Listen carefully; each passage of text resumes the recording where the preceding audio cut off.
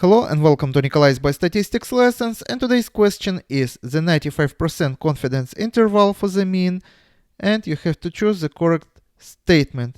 And today not a single correct statement is going to be, but more than one. So let's go over each of the statements. For example, statement A contains the sample mean with 95% certainty. Take a look at this picture, it's going to help me. So, why this statement is false? Because you have to pay attention to this word sample mean. Actually, it contains with 95% certainty population mean, not sample mean. So this is false statement. Next, is less likely to contain the population mean than the 95% confidence interval. Here, as you see, interval which is 95% confidence, because we see that outliers here make 2.5% on this side and 2.5% on this side.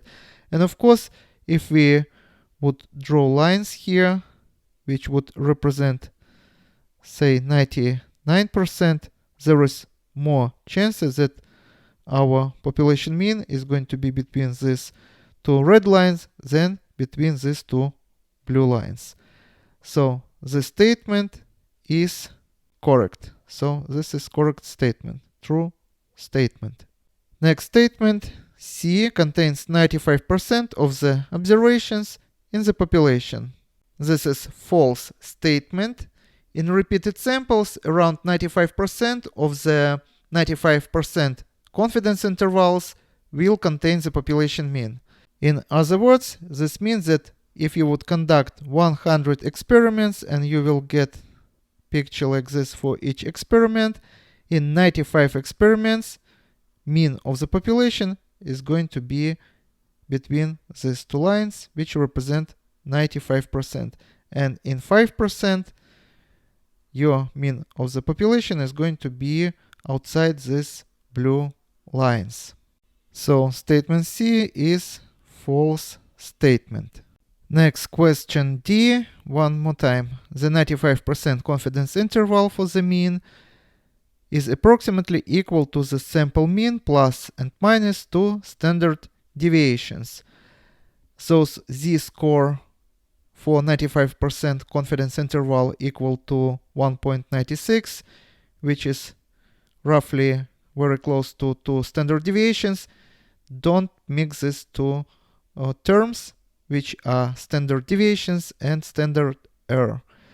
So this is false statement because it is plus minus 2 standard errors, not standard deviations. So this is false statement. Here is a formula: x bar plus minus c times standard error of the mean, and z equals to 1.96. In many calculations, it's just rounded to 2. And the last statement, one more time. The 95% confidence interval for the mean can be used to give an indication of whether the sample mean is precise estimate of the population mean. This is true statement because narrow confidence intervals indicate the sample mean is precise estimate. And this is all for today. Subscribe and see you in the next video. Goodbye.